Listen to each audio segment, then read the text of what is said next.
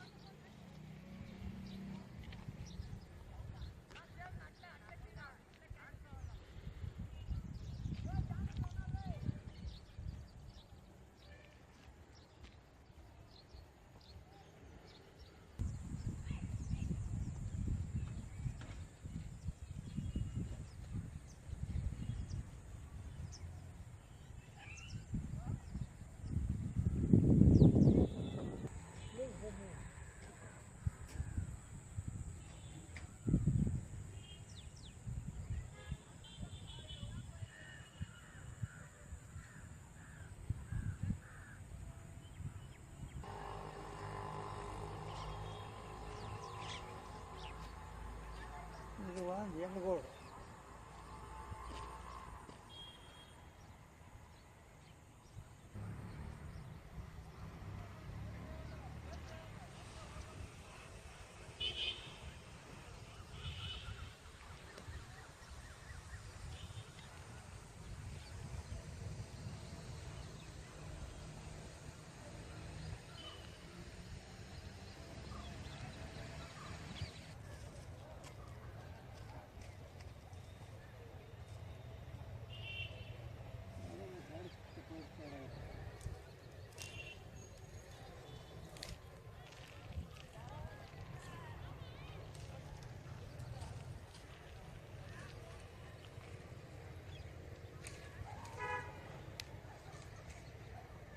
ನಮ್ಮೂರು ಕೋಲಾರ ಜಿಲ್ಲೆಯ ಬಂಗಾರಪೇಟೆಯಲ್ಲಿ ನೀರಿನ ಅಭಾವ ತುಂಬ ಹೆಚ್ಚಾಗಿದ್ದು ಸುಮಾರು 30,000ದಿಂದ 40,000ರಷ್ಟು ಜನಸಂಖ್ಯೆ ಉಳ್ಳುವಂಥ ಒಂದು ಪಟ್ಟಣ ಪ್ರದೇಶವಾಗಿದ್ದು ಇಲ್ಲಿ ಪುರಸಭೆಯ ಸುಮಾರು 23ರಿಂದ 27 ವಾರ್ಡ್ಗಳು ಇದ್ದು ಪುರಸಭೆಯಲ್ಲಿ ಜನಪ್ರತಿನಿಧಿಗಳು ಗೆದ್ದಿದ್ದು ಈ ಇಡೀ ಬಂಗಾರಪೇಟೆ ಸುಮಾರು 30-40 ಸಾವಿರ ಜನಸಂಖ್ಯೆಗೆ ಆಧಾರವಾಗಿರ್ತಕ್ಕಂಥ ಏಕೈಕ ಕೆರೆ ನಮ್ಮೂರು ಬಂಗಾರಪೇಟೆ ದೊಡ್ಡ ಕೆರೆ.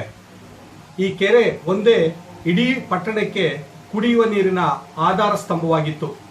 ಈ ಹಿಂದೆ ಹೆಚ್ಚಿನ ಮಳೆಗಳು ಬಿದ್ದು ಆ ಕೆರೆ ತುಂಬ ನೀರಿದ್ದಾಗ ಎಲ್ಲ ಪಟ್ಟಣ ಪ್ರದೇಶಗಳಲ್ಲಿ ಎಲ್ಲೇ ಬೋರ್ವೆಲ್ಲು ಮತ್ತು ಬಾವಿ ಇಂಥವುಗಳಲ್ಲಿ ಜಲದ ಒಂದು ರಾಶಿಯೇ ಇತ್ತು. ಆದರೆ ಈಗ ಇತ್ತೀಚೆಗೆ ಪುರಸಭೆಯ ನಿರ್ಲಕ್ಷ್ಯ ಮತ್ತು ಮಳೆ ಅಭಾವದಿಂದ ಆ ಕೆರೆ ಬತ್ತಿ ಹೋಗಿದೆ. ಕಾರಣ ಮೇಲೆ ಇರತಕ್ಕಂತಹ ತಿಮ್ಮಾಪುರ, ಎಳಬೈರಿಗಿ, ಮರಗಲ್ಲು ಮತ್ತು ದೇಶಹಳ್ಳಿ, ಬೆಂಗನೂರು, SG ಕೋಟೆ ಇಷ್ಟು ಸಣ್ಣ ಸಣ್ಣ ಕೆರೆಗಳಿಂದ ಈ ದೊಡ್ಡ ಕೆರೆಗೆ ನೀರಿನ ಆಶ್ರಯ, ನೀರಿನ ಮೂಲಗಳು ಮಳೆ ಬಂದಾಗ ಆ ಮಳೆಯಿಂದ ಹಾದು ಬರುವಂತಹ ನೀರಿನಿಂದ ಆ ಕೆರೆ ತುಂಬಿ ಹರಿದು ಇಡೀ ಪಟ್ಟಣವನ್ನ ಕುಡಿಯುವ ನೀರಿಗಾಗಿ ಒಂದು ಅನುಕೂಲಕರವಾಗಿದ್ದಂತಹ ಒಂದು ಕೆರೆಯಾಗಿತ್ತು.